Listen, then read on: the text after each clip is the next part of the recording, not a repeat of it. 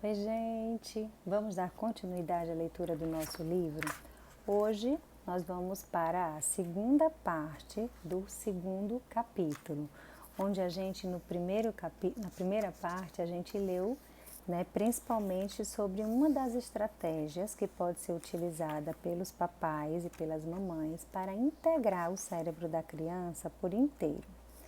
Hoje a gente vai para a segunda estratégia. Estou aqui abrindo na página para poder ler para vocês. Essa segunda estratégia, o autor ele nomeia como contando histórias para acalmar grandes emoções. Vamos nomear para disciplinar. Toda criança, gente, ela vivencia ao longo do seu dia, inúmeras emoções. E muitas vezes as nossas crianças, elas vivem situações desafiadoras, situações frustrantes, situações que trazem, uma decepção muito grande dentro delas. E tudo isso é vivenciado de uma forma muito intensa. Porque vamos lembrar que quando a nossa criança ainda é muito pequena, ou ali nos anos iniciais, o cérebro direito dela, este sim já está ali bem desenvolvido, bem atuante. Já o esquerdo ainda está começando a engatinhar. Então, todas essas emoções que a criança vivencia ao longo do seu dia, e principalmente essas emoções assim mais desagradáveis de sentir, elas chegam com muita intensidade, tá? E aí, essa estratégia que o autor traz para a gente é que, a partir do momento que a gente consegue integrar, e ele vem falando isso desde o início do segundo capítulo, o que seria integrar? Seria utilizar tanto o cérebro direito como o cérebro esquerdo da criança. Quando a gente consegue fazer isso, a criança ela consegue vivenciar e lidar com essas situações de uma forma mais adaptativa, mais positiva, mais resiliente. Então, uma das melhores maneiras de promover esse tipo de integração é ajudar a criança a recontar experiências assustadoras ou dolorosas que ela viveu, que ela presenciou ao longo do dia. Como assim, gente?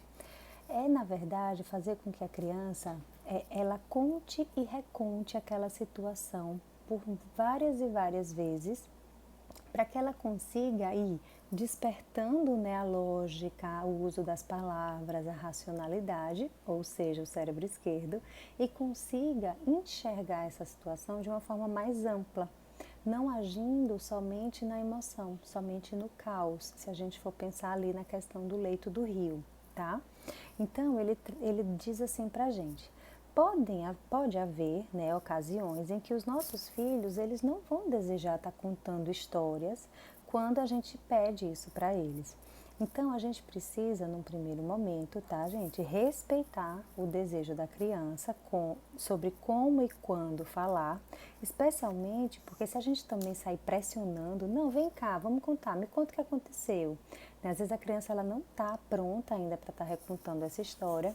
Isso vai acabar surtindo um efeito contrário, tá? No entanto, é importante que a gente encoraje essa criança com tranquilidade, começando a contar a história, da situação que foi ali uma frustração muito grande para ela e pedindo que ela vá dando detalhes, daquela situação. E ali a gente vai remontando toda aquela história para que comece a fazer um sentido maior na cabecinha dessa criança. O autor, ele diz o seguinte: certifique-se de que o seu estado de espírito esteja bom. Porque muitas vezes, quando a criança ela vem com uma emoção muito forte, uma raiva muito forte, uma tristeza muito forte, e a gente tenta usar essa estratégia, vem cá, vamos contar, me diz o que aconteceu. Dependendo da nossa postura, a gente pode acabar indo para um caminho não muito legal, porque a gente pode acabar colocando nessa criança ainda mais pressão, ainda mais angústia, ainda mais ansiedade. Então, primeiro, antes da gente usar essa estratégia, vamos nos certificar se a gente está ali num estado de espírito que vai ajudar essa criança, tá? Se eu não estiver, também não tem problema, gente. A gente pode pedir um tempo, a gente não precisa contar e recontar a história ali naquela situação. A gente pode falar sobre isso num outro momento. E muitas pessoas dizem assim, mas aí, Rafa, a criança vai lembrar? Vai. Se a gente for montando todo aquele cenário novamente, ela vai trazendo aquilo que ficou guardadinho para ela. Se realmente foi uma situação que trouxe, né, que impactou muito forte para a criança, ela vai resgatar e vai conseguir lembrar sim, tá bom? Então, aqui fala o seguinte, uma outra estratégia também que é muito legal para a gente usar na recontagem das histórias é o que normalmente psicólogos fazem, psicólogos infantis fazem nos consultórios. A gente nunca chega e senta a criança na nossa frente e peça que ela conte algo que aconteceu com ela. Não, porque a criança, ela sentar na frente do adulto e conversar, não é bem assim que ela vai conseguir colocar tudo aquilo para fora. Agora, se a gente consegue envolver essa criança numa brincadeira, às vezes num jogo, às vezes numa atividade, e ali naquela outra atividade, ou seja, a criança ali com as mãos muitas vezes ocupada, às vezes ela está desenhando, às vezes ela está brincando, às vezes ela está montando algo. Aí a gente consegue ir entrando e perguntando e conversando e ir recontando aquela situação junto com a criança. Uma outra coisa que o autor coloca é o seguinte, se você percebe que a tua criança está relutando muito em conversar com você sobre o fato, né, que foi frustrante para ela, você pode estimular, né, o seu filho a conversar com uma outra pessoa. Porque às vezes as crianças elas ficam envergonhadas ou um pouco retraídas assim quando vai conversar com o papai e a mamãe, com medo que o papai e a mamãe briguem ou com medo que o papai e a mamãe também fiquem tristes. Eles não querem ver, né, o papai e a mamãe dessa forma. Então a gente pode estimular que o meu filho converse com o irmão, ou converse com um outro amigo, dependendo da idade da criança, ou converse com um outro adulto que ele se sinta mais confortável para isso e por aí vai, tá? Então, o que é importante a gente saber sobre essa questão da contação de histórias? O lado direito do cérebro, né, que a gente já falou sobre isso, ele vai processar as emoções e as memórias autobiográficas, mas é o lado esquerdo que dá sentido a essas sensações e recordações. Então, para contar uma história que faça sentido, o cérebro esquerdo ele deve pôr as coisas em ordem, usando palavras e usando a lógica. E o cérebro direito, ele contribui, né, trazendo as sensações corporais, as emoções, as lembranças pessoais, para que a gente possa ver, né, o todo e comunicar, né, nossa experiência juntando aí todas as partes. Então, essa é uma explicação científica, né, que informa o poder aí da gente contar histórias, a importância da gente estimular que os nossos filhos escrevam, façam diários. É tão legal quando a gente estimula esse hábito do escrever, do fazer diários, do fazer relatos. Com certeza, gente, essa prática, ela pode ser muito curativa. Ela pode ser muito positiva. E se a gente estimula isso desde muito cedo, melhor ainda, né? Então, uma coisa que normalmente eu até escuto muito isso no consultório é que alguns pais chegam pra gente e dizem assim, Rafa, mas às vezes falar sobre experiências perturbadoras vai fazer com que o meu filho se sinta mal, se sinta pior. E aí a gente precisa compreender que não é bem isso que acontece. Vai depender muito também da nossa forma, né, de estar recontando essa história. E aí, para isso, o autor ele trouxe o exemplo, né, da Kate, aquela menininha de 4 anos, que eu mandei até um áudio explicando a historinha dela, que ela não queria mais ir para a escola, né, ficou com medo de ir para a escola depois que adoeceu e o papai foi buscar ela mais cedo durante a aula.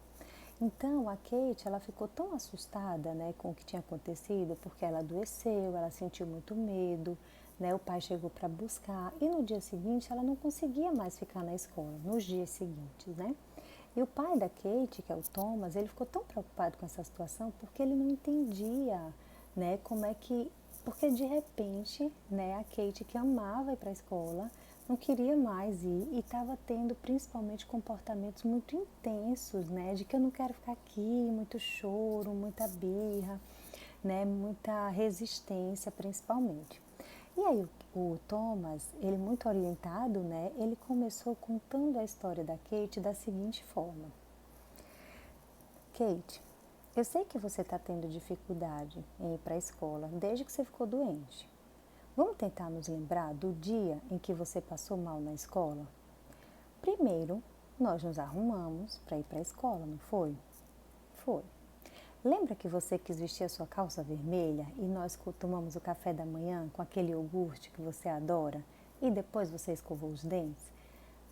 Prestem atenção como ele vai detalhando, ele vai trazendo o máximo, né, de informações possíveis, né, para que a criança ela vá realmente montando, né, toda aquela historinha. Ela pode até nem lembrar mais disso, mas a partir do momento que a gente vai contando, ela vai montando aquele filminho dentro da cabecinha dela.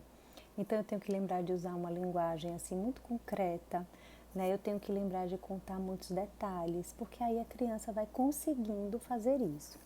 E ele continua. Nós chegamos à escola, demos um abraço e nos despedimos. Você começou a desenhar na sua mesinha de atividades e eu dei tchau para você de longe. Então, o que aconteceu depois que eu fui embora?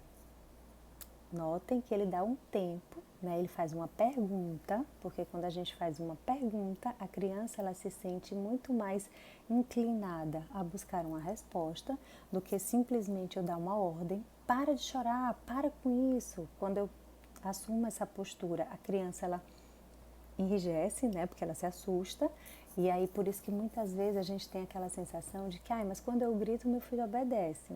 Não é bem assim, ele sente medo de você, né? Mas ele não aprende com essa experiência. Vamos continuar. E aí a Kate respondeu que ela se sentiu mal. E aí o pai continua. Tá, sei que isso não foi legal, né, filha? Mas daí a professora cuidou muito bem de você e soube que você precisava do papai. Então ela me ligou e eu fui para lá imediatamente.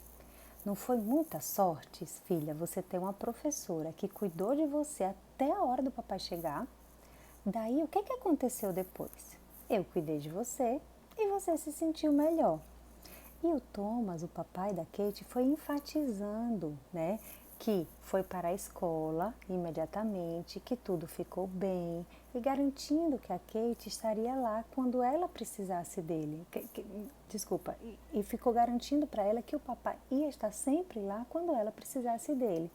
Então, à medida que a gente vai colocando, né, esses detalhes, à medida que a gente vai organizando isso numa ordem cronológica, eu vou permitindo, né, que a minha criança comece a entender o que é que ela estava sentindo em relação às suas emoções e o seu corpo. E aí eu vou conseguindo ajudar a criança a criar novas associações de que a escola não é aquele lugar tão assustador que eu senti aquele medo horroroso, né? Aquilo aconteceu numa situação e que logo foi atendida. Então, eu vou construindo, né, todo esse entendimento na cabecinha da minha criança. E aos pouquinhos, né, à medida que a gente vai utilizando essa estratégia mais e mais e mais, a criança vai conseguindo, né, lidar com essas emoções mais assustadoras de uma forma mais tranquila. Então, o autor coloca, gente, não subestimem o poder de uma história para atrair a atenção de uma criança. E isso independe da idade do seu filho. Pode ser um filho piquititinho, pode ser ali durante o meio da infância, pode ser um adolescente, uma criança mais velha. A contação de histórias, o contar, o narrar algo vai ser igualmente poderoso, tá? Aqui no livro, ele traz uma estratégia, ó. Eu acho interessante porque ele traz em forma de desenho, tá vendo? Então, ele vai colocar assim, eu vou tentar tirar uma foto e botar lá no canal do Telegram para vocês. Ele faz assim, em vez de você desprezar e negar, né, algo que o teu filho está te trazendo, por exemplo, a sua filha caiu, machucou o joelho, ao invés de você falar, ai, não chora, tá tudo bem, não fica triste, só toma mais cuidado da próxima vez. Tente nomear para disciplinar a sua criança. Então você vai dizer, ô filha, deve estar doendo, né?